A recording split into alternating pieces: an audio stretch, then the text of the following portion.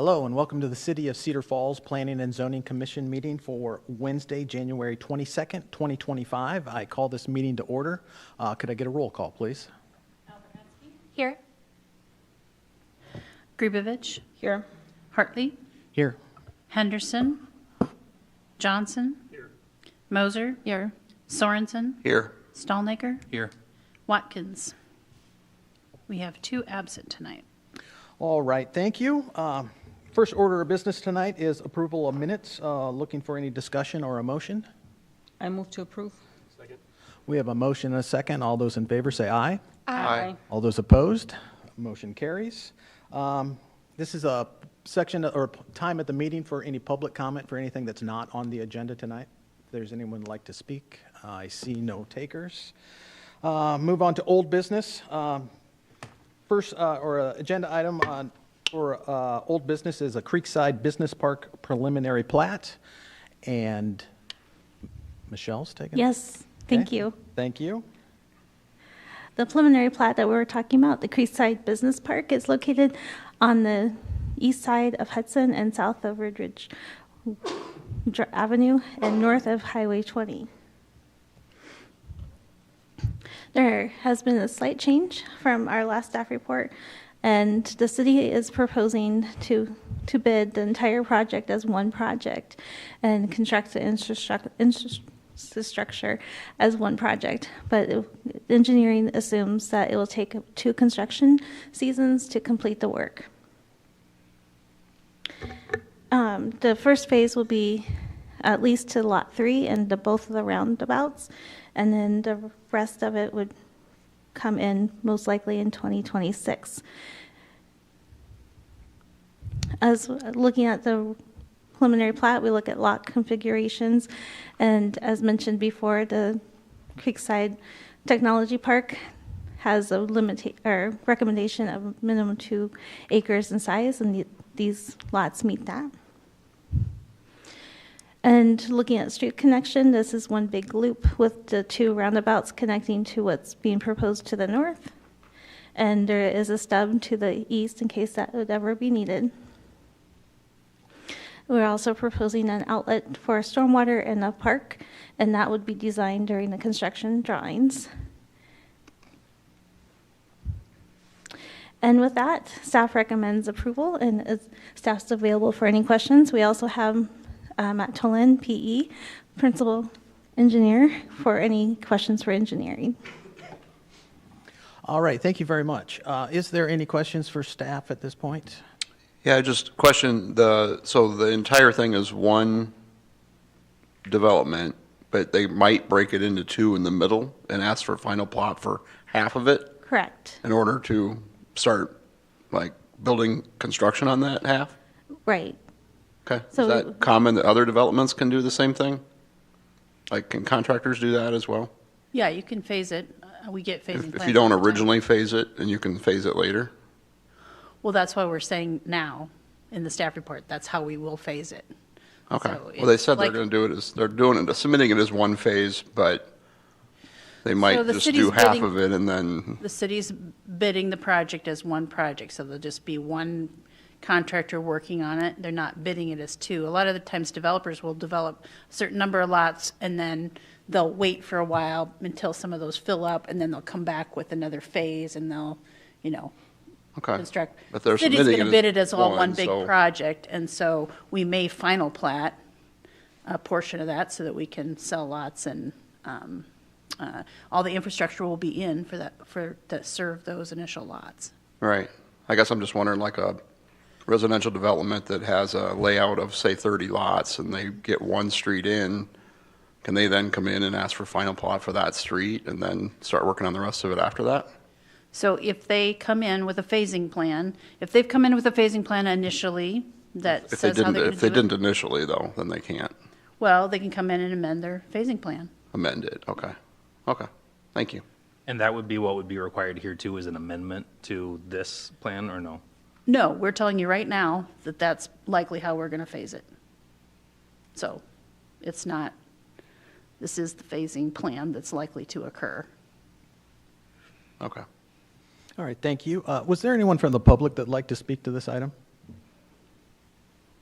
you can come up and, okay, I don't see any takers. Bring it back to commission. Any more discussion on this? I feel good about this. I mean, I know the city has been interested in that spot for a while, because this isn't the first time it's come up in planning and zoning. And it's a great, entry into Cedar Falls off Highway 20. So I see it all as a positive. So I definitely would move to approve. I do just want to mention, I appreciate that the city's being intentional about adding in the stubs. I know that's been a point of contention with some of the other developments around, so I appreciate that the city is walking the talk in that regard to make sure that we're prepared for future development as well. Do we have a second? I have a motion, and I'm looking for a second. I'll second. All right, we have a motion and a second. Roll call vote on that, please. Alberhesky, Aye. Grubevich, Aye. Hartley, Aye. Henderson, oh, sorry, she's absent. Johnson. Aye. Moser. Aye. Sorensen. Aye. Stallnaker. Aye. That motion carries. All right, thank you. That ends old business. On to new business. Are we going to discuss 3 and 4 at the same time? We can, and I'm going to handle that since Chris is not here tonight. And I'm going to be recusing myself from the next 2 items. Okay. So, yeah, we have a minor plat of CV Flips, first minor subdivision plat, and also a College Hill Neighborhood Overlay Site Plan and Design Review. So, As you recall, a month or so ago, there was a proposal to do a minor plat for this lot in College Hill on 19th Street, divide that into 2. The minor plat was approved by the commission.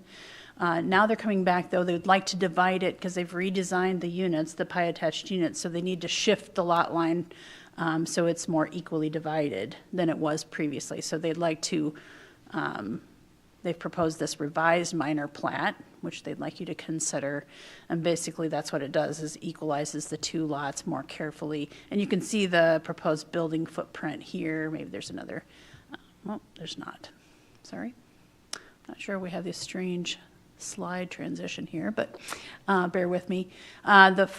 So you can kind of see the footprint of the 2 buildings there and how the driveways are now separated. So this is just the minor plat to divide them.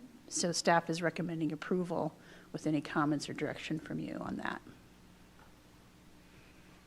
And I can go on and talk about the rest of it as well, but we'll need 2 motions in the end. yeah, okay.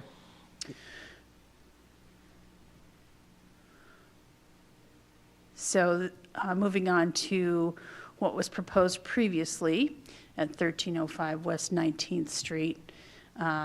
What they've done, the before image on the left shows that kind of a consolidated driveway that avoids the intake, stormwater intake on the street, but has the 2 garages together. So it creates a big, as you remember, a big visual of the garage there. And then there wasn't much of the residential portion of the homes that were visible from the street. Now they've proposed to widen the units and have more of a residential presence on the street. They've divided it so the driveways are separate, and so it appears to be more of a 2 separate units. The porches have been significantly enlarged and brought forward, so now they're really more usable front porches, 16 feet by 8 feet covered porch, so a generous front porch. There'll still be 2-car garages, and these will be 4-bedroom and 3.5 bathroom units. Here's maybe a little clearer picture how that will lay out on the site. You can see here with the landscaping plan, and I did want to note that the tree that they proposed was over the water main. So I've talked to the applicant, and they've said that's no problem. We can remove that, and then likely could be an overstory tree instead of the 2 smaller trees in the front yard there. So that would solve that issue, but that would meet then the landscaping requirements of the College Hill overlay. In the design review here, you can see more of an elevation drawing before and after. So you can see how they've separated the 2, created the larger porches. They're still garage dominant to some extent, but now instead of having it be almost 70% of the frontage, it's closer to about 60% of the frontage is taken up with the garages. Here's some images of some of the houses in the neighborhood. So a lot of them have the garages tucked behind, or else they have attached one-car garages. But the need for two-car garages is pretty prominent these days. So, and there's no alley access to the site. So with these changes, staff finds that the building scale and materials are consistent with the surrounding dwellings, and the measures taken to increase the residential aspects of the home visible from the street are acceptable. Has more of the residential portion of the facade and expanding the porches. When not perfect, we do feel that it gets closer to meeting the character of the neighborhood and will be a nice addition. So we're recommending approval, subject to approval of the plat, of course, and any comments or direction from the Planning and Zoning Commission. All right, thank you very much. Is there any questions from commission yet? Is the petitioner here tonight and like to speak to this item? Name and address, please. Emsad Begic, 1820 Breckenridge. Thank you for giving me your time here to present this project. We did consider the revisions from the last meeting, and I feel like talking to engineering and the design team that this is really the best and maximum that we can do considering the space constraints. If you look at the revised plan, and I actually just drove through the neighborhood the other day, there's properties there. If you look at the plan and cover one side and just look at one side, you'll see the double car garage for the extended front porch, which is very close to some neighboring houses there that are two-story front porches, and they do have a detached double car garage right next to it. So I think with this design, it's as close as we can get. So I'll take any questions. All right, thank you. Any questions for the developer? Yeah, it looks good. I think we're okay right now. Thank Thank you. you. Is there anyone from the public that would like to speak to this item? All right, I'll bring it back to commission. I do like the changes to this. I think it lends itself much more, the better character to or matches the character of the neighborhood better. So I'm feeling good about it. Yeah, I would move to, We need a motion for the minor plat to start with. okay. Yeah. Move to approve the minor plot. Second. All right, we have a motion and a second on the minor plat. Can I get a roll call vote, please? Alberhaski? Aye. Grubevich? Aye. Hartley? Aye. Johnson? Aye. Moser? Aye. Sorensen? Aye. That motion carries. All right, thank you. We're also looking for a motion for the College Hill Neighborhood Overlay Site Plan Design Review. I just spoke to that. I like the changes they made. I think it fits the character a lot better. I agree. I would make a motion. Okay. Second. We have a motion and a second. Can I get a roll call vote on that, please? Alberhaski? Aye. Grubevich? Aye. Hartley? Aye. Johnson? Aye. Moser? Aye. Sorensen? Aye. That motion carries too. All right, thank you. That carries, and we'll go on to City Council. I think Alan's going to come back in the room. Our last agenda item of new business today is a city code text amendment, a major thoroughfare plan and street connectivity standards. I think we're going to do a little tag team presentation All right. this evening. So I'll start us off. Okay, thank you. So the goals of this project, I think we made a major presentation to the commission back in August, and I apologize for it taking so long to get back to you. So hopefully you took some time to refresh your memory, and we attached the previous presentation in the packet and with the staff report, and you had availability on our website to look at the presentation again. Going through this, the major thoroughfare plan is in Chapter 19, Article 8 of the city code. And so part of the project is to update that map, that major thoroughfare map, and to also update the definitions and the regulations in that code. Also in the subdivision code, which is chapter 20 of the city code, to add street connectivity standards and related definitions and update the regulations to provide more objective standards. There are some problems with the current standards, and we had kind of a long presentation to kind of demonstrate some of the issues that we were having in the community with connectivity, the trouble of people getting around and people being able to walk to school, et cetera. So we highlighted those in that August 28th presentation. If you haven't looked at it again, please do so. We do have an outdated major thoroughfare map. It's no longer useful. And our lack of objective standards don't ensure a well-connected and efficient street pattern. And we have quite a few inconsistent definitions between those two codes. We'd like to clean that up so they're more consistent between them. I'm going to hand it off to Matt now. All right, thank you, Karen. There are many benefits to updating this major thoroughfare plan. Some of those benefits include, looking at the city as a whole and identifying those major corridors, both for arterial and collector networks, and how those streets should continue to be expanded upon moving forward so we can most efficiently move traffic and goods and services through our community. Also taking a look at, just circulation within the city. Are we able to get from one point to another effectively and efficiently also? This map will kind of guide us both internally with our capital improvement projects, outlining, where needs are and where they should be placed, but also with our developments, looking at subdivisions and placement of those collectors and arterials to best utilize access within the city. This map will also, the plan will also help guide us when it comes to federal and state funding requests, looking at grant opportunities and where those could be best utilized and gain some additional grant funding for future projects within our capital improvement program. And then also just helping us as a staff when we're meeting with developers and other entities, kind of outline, this is what the plan, we'll be moving forward to help establish those in the future and to help set expectations ahead of time. And then also just helps provide that consistency amongst, from one development to another in different areas of town, just to help outline where those roads will be. To kind of segue to the next slide. Oh, wow, look out. Sorry. So through this process, we'll need to make some updates to our city code, specifically Chapter 19 of that code.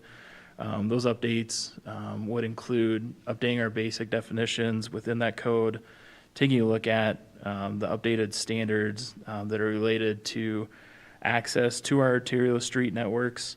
The map will show existing and future planned collectors and arterial streets, help define those and show those. We're also updating the quarter or every quarter mile spacing of those intersections. Obviously, we have to be aware of any natural barriers such as stream corridors or other geographical areas that we have to work around, but also just taking a look at how our map is going to be consistent with intersection spacing through state, federal, and local guidelines. And that would be with the Federal Highway Administration at the federal level, and then at our local state level, it'd be with our statewide urban design and specifications guide, SUDAS. So with that, I will turn it over to JD, and he'll take over the benefits. Thanks, Matt. Now, as Matt explained, those were the the standards to enhance the Chapter 19, which is the major thoroughfare section of the code. I'll be talking about the local street connections, which were other than the collector and the arterials. So as we saw in our last August presentation, that we have issues in with regard to street connectivity and what it has resulted into. So I just like to reiterate some of the benefits of street connectivity standards. One of the many is it ensures multiple routes to and from neighborhood destination. It allows efficient access to schools and parks. Shopping area allows easy walking and biking distances, improves safety. One important thing is it reduces commute times because there are multiple routes to get in and out from the neighborhood, as well as to important public destinations like schools, parks. It lowers emergency response time. We did see a lot of cul-de-sacs in the community, which doesn't allow emergency vehicle to get there easier. But with connected street pattern, it could certainly lower the emergency response time.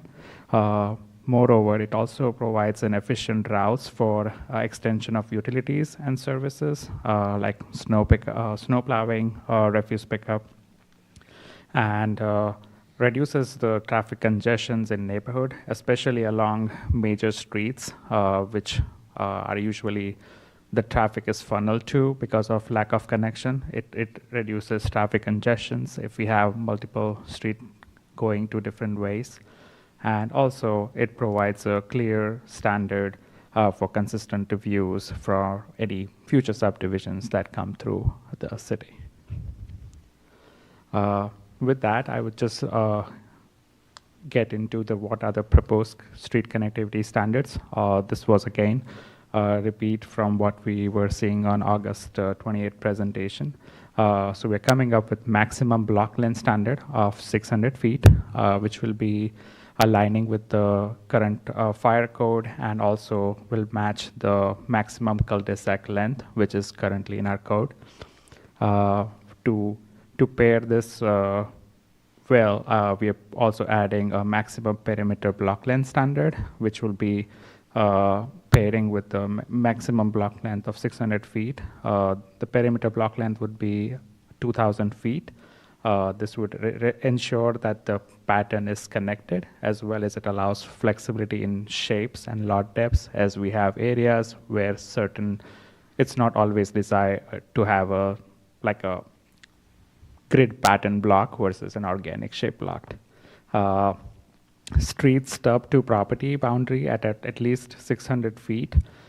This is important when we are talking about street connectivity. It's important to continue the existing street pattern that has already been developed and continue to the end of the property. This allows for efficient extension of utilities and services, and also allows for efficient growth of the community. One thing I would also point out that this will also well align with fire code, because our current fire code only has only 30 lots can be developed on a single means of access. So if we were to have multiple connections, then it would make the development more efficient and more less time constraint. It would have a less time constraint on it. And also it would ensure that there will be at least 2 connections every quarter section. Yes, we are putting in standard to allow more flexibility for natural barriers such as stream corridor, floodplain, barriers caused by existing development, arterial streets, or large institutional uses or parks. So those cases will happen, and we would want to ensure that there is some flexibility to address those. We also want to require through block sidewalks, so wherein block length exceeds the minimum 600 feet due to topography or environmental feature reason. And we may want to provide a through block sidewalk connection that allows people living in those areas to connect to maybe a regional trail or a park area, or important destinations like schools or other areas. And then Collector Street intersection spacing to quarter mile, which will be aligning with the recommendations standards from SUDAS and FHWA, and also consistent with the major thoroughfare map that we have presented. Other than that, I think this is the list of updates that will be going to subdivision code or chapter 20. We'll be updating the definitions of arterial and collector streets to ensure that they are consistent with chapter 19, which is the major thoroughfare section. We are updating right-of-way widths, reducing right-of-way width for collector streets from 80 to 66, and increasing right-of-way width from 60 to 66 for local street for adequate spacing, space for utility, street trees, and having enough room for snow plowing and storage of snow area. We are adding definitions and diagrams, which will be illustrating on how to measure a connectivity within a block, adding specific street connectivity standards, as I just spoke in my last slide, and also adding an exception section to provide flexibility in cases where we have floodplains or area restricted by city right-of-way or railway right-of-way and parks and etc. So there will be an exception section, as well as requirement has been added for temporary construction road, which will be to reduce the impact on surrounding neighborhoods. Like when there is a subdivision construction, they often have the traffic run through the existing neighborhood that's built. So this temporary construction would allow the traffic to not move from there and helping the neighbors. And then updating the standards for cul-de-sac streets and private streets. So those standards were included in the packet for your review. I'm just giving an overview here. With that, I will turn to Karen. She will get into the specifics of street connectivity with diagrams. So JD has prepared some diagrams, and I just want to note, because we'll want to make sure people know how to measure these things, these standards. So block length means the length of a block face from one street intersection to the next street intersection. And for a cul-de-sac, the block length is measured to the center of the cul-de-sac bulb or to the dead end turnaround, if they do a hammerhead, for example. So these diagrams are meant to help developers understand that and staff understand it over time. So they'll be included in the code. For perimeter block length, what we mean by that is it's the distance around the outside of a block as it's measured around the right-of-way line. So here's some diagrams here that shows, so you take all the block lengths, you add them all together, and basically get the perimeter.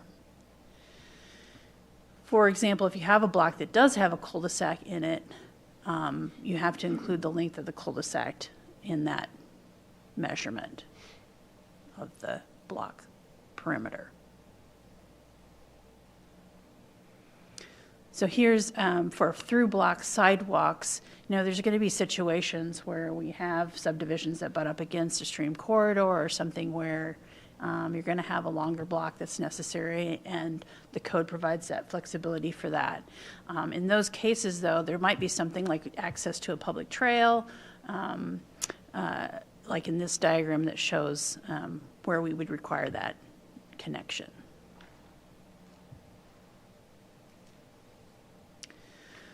There's diagrams in the code, and I think maybe you recall this, how we demonstrated this near Aldrich Elementary School and the problems it's created for kids to walk to school, and how just continuing the street pattern to the edge of the subdivision doesn't really result in fewer lots for the developer, but it makes a tremendous difference for walkability, the ability for people to get around. So the code has a provision that disallows no right angle turns at the boundary, and then instead requires those to be stubbed to the property boundary.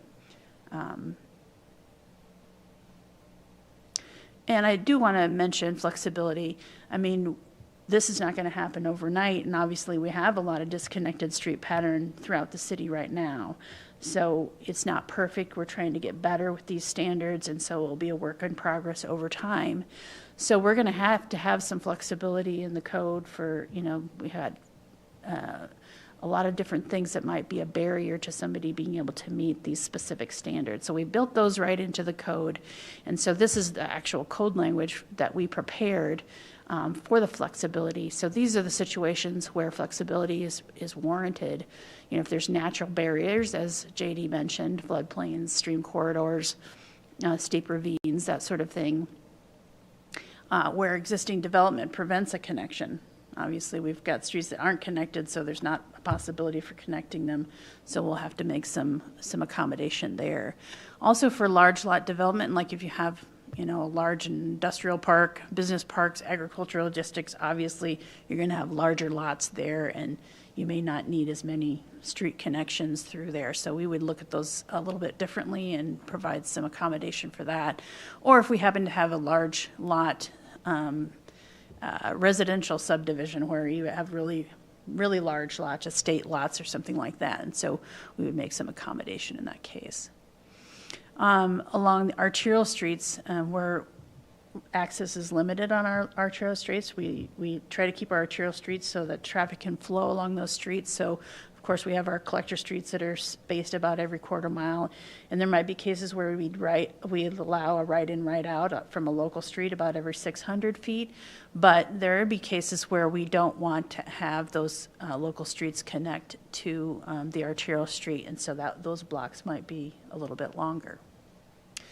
And of course, along our limited access highways, and the big highways where we really don't have access to them, of course, there's going to need to be some accommodation for that. And then this last point, we really want to accommodate and encourage large neighborhood facilities and institutions. We like, schools and churches, parks, and stormwater facilities are important in our neighborhoods. So we want to be able to accommodate those with these standards and allow those perimeter block length to be exceeded in those particular cases. And this is a diagram prepared to just show how that might and pan out. We would like to provide, for example, like a park or a school, we would want to have significant street frontage to provide visibility and good access for the public. So we're going to encourage that by giving a credit basically for the street frontages for parks and civic uses, institutional uses. So if you're measuring the perimeter block length, in this case, this is a diagram showing how you would measure the perimeter block length, but then you would subtract out the length of the frontage for that park or that institutional use.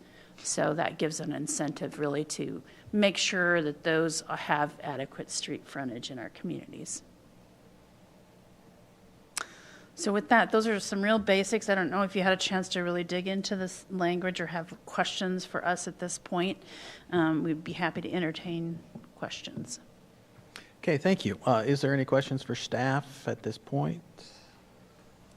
I was just curious about private roads. You mentioned it'd be discouraged, but yet that there could be some exceptions, and you didn't mention outright banning. And I saw in the packet definitely some verbiage changes to making that less for private residential use, but maybe some exceptions for industrial commercial. Can you just walk me through when you could see a private road being something worth allowing? And Right. Well, one example would be like if you think about like Viking Plaza, where you've got all these internal streets that provide access to that large commercial development.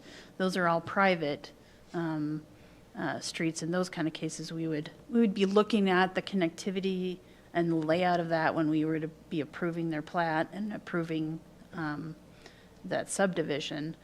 So we'd be looking at that. But then all those internal streets, I mean, they're going to want to plow their own streets and, move the snow and that sort of thing when to make it easy for people to access their commercial development. That would be a good example of how, private streets might be allowed. What we really want to avoid, and we try to strengthen that language here, is for residential subdivisions, the people that live in the subdivision, they don't know that their street is private versus public. So when they're looking to have, they call the city to get maintenance or call the city to plow their street, and they don't, the expectation there is that their street is public like everybody else's. And so it creates some problems. And the other problem over time is that for private streets, if they're not built to city standards, they may deteriorate faster. And then the people living there are going to be on the hook for funding the improvement of those things. Whereas most people would expect,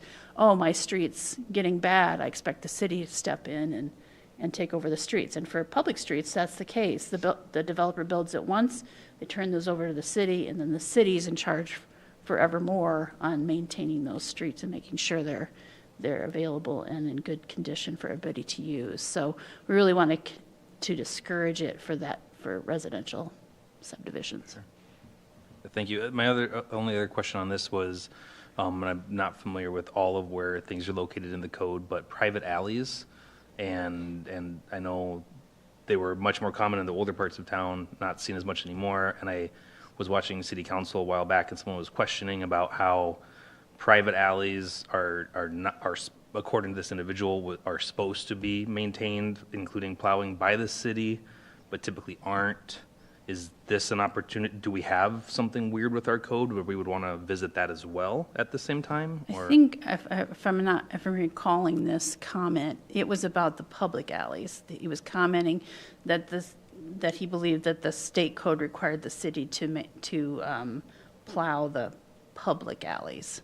And where are the public alleys versus private alleys in town? I'm thinking kind of like down near the university, there's a lot of alleys. Are those private or are those public? I think most of the streets most of the alleys in the central part of the city are public. Okay. You might get private alleys, out in a newer subdivision where maybe somebody wants to do townhomes, and so they have a private rear lane to provide access to the garages in the back or something like that. So then if those public, are those supposed to be maintained and plowed and everything like that by the city, or is that not the case? For the public alleys? Yeah. So the public alleys, the city prioritizes plowing the streets first. And so I think the idea behind that is that most people, if they have their garages on the alley, they're going to want their streets plowed, or their alleys plowed sooner than the city can get to it. So I think in a lot of cities, the city turns that over to the private property owners along that alley, to have that plowed during a snow event. And that wouldn't be I live on an necessarily a alley, code and thing anyway, we right? just hire somebody to do it because I want to get to work in the morning, and I know the city's going to plow the streets And first. so that's not part of code that needs to be. It's not part of the code. That's just kind of policy and best practice. Right. Thank you. I guess my only comment on this whole thing is that we change things, and what it puts the burden on is the developers. Because if we have streets required every 600 feet now, which for years we've told developers we don't want straight streets, like in these drawings. We want some character, and we don't want everything uniform. We don't want it to look like downtown. And then if we go back and we drop a street in every 600 feet, there's a couple lots there. There's a couple lots every time we do that. And every time we put a sidewalk that goes to a creek, or wherever that was going to, then that takes out space for another house as well. So we talk about affordable housing. We talk about that's a priority of our city, that we need affordable housing. And then we do lots of things to add costs and burden to the developer that is going to make the house cost more. It makes the land cost more. It makes the development cost more. So I think we took one step forward by helping come up with a TIF to help developers recoup some of those costs down the road. And now we're kind of taking a step backwards and saying, no, we don't want, just think about like the neighborhood of the Meadows. If instead of the street that goes down through Eric and the other streets that go off of that and the way they designed it, instead of that, if there was a street every 600 feet there and it was a big grid, there's probably 20 less lots in there, and then that comes back on the consumer, and then house prices are more. So that's my biggest concern about this whole thing. I mean, I understand that we need some rules and regulations and guidelines, but I don't think every street needs to be a major thoroughfare. But that's my thought. Any more questions for staff? Is there anyone from the public that'd like to speak to this item? Please come to the podium and name and address, please. Craig Fairbanks, 405 Spruce Hills Drive, Cedar Falls. I just got this yesterday, so it's really new to me too. But when I peruse it and look at it, I mean, right on the first page, what I'm looking for is, to a developer, cul-de-sac lots do two things. They make land more usable in spots. We're making all kinds of green space, wetlands, so we have chunks of ground that cannot be used. Cul-de-sacs allow those to happen. I fail to see what a 600-foot cul-de-sac, which they have it in their language, but they really don't want to. They really want to ban cul-de-sacs. That's what's in here. I also don't understand 600-foot streets. That it's gonna add so many more intersections. It's not environmentally friendly. It adds a lot of concrete, a ton. And, we have more intersections to maintain and that kind of thing. And I don't understand why they decided that we needed to have 66 feet for a right-of-way. We've been trying to reduce it from the 60 to make development more affordable. Those are the few things that I see. And I think we need to take a step back and look at what all is in here and what the ramifications are. This does not help us bring more lots. This does not help us bring more housing. After working on the housing study with the Housing Commission, I fail to see how we're moving forward with any of that. This is a step backwards.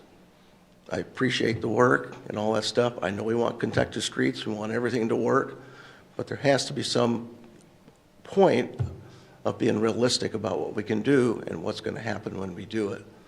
This, to me, just needs to be gone back and gone through and come up with better solutions. There has to be more discussion than just having this come down. I don't have any real comments about the thoroughfares. I think that's pretty standard. Every quarter mile to have an intersection for access is reasonable. That's what's been done. I don't understand private streets. If you have a condo development, those restrictions are written into the covenants.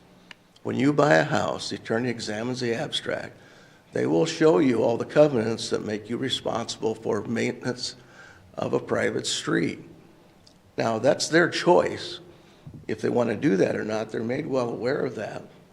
But the issue becomes their property rights are being violated. They don't have a choice.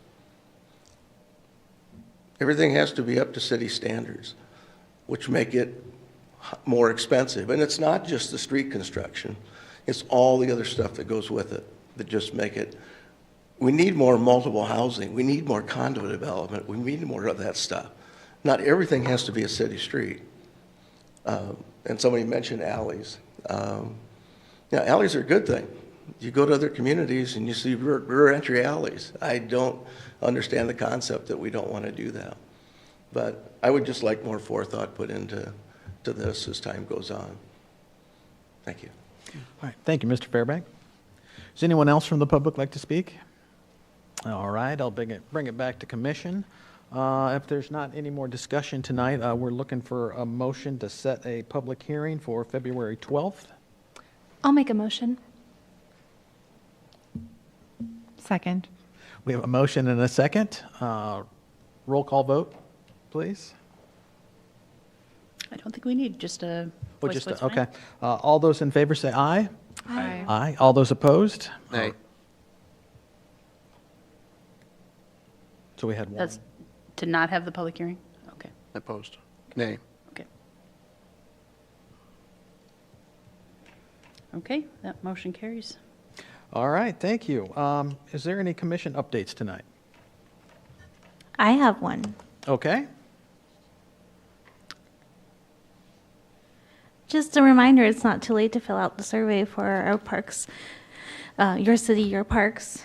The survey ends, or we're going to close it after January 21st, or 31st. And we're going to be using this feedback to help the creation of the parks master plan. We're going to be using it for identifying our visions, goals, and improvements to be able to maintain and grow our parks. You can go to use the UR code on the screen. I do have flyers if you want to take one home or post one, or you can go to our city's website at www.cedarfalls.com and find it on our homepage. So appreciate your time, and those who have filled out the survey, thank you. We're getting some good feedback. All right, thank you. All right, I would entertain a motion for adjournment. I'll make a motion. Second. We have a motion and a second. All those in favor say aye. Aye. All those opposed? All right, we are adjourned. Everyone have a great evening. Thank you.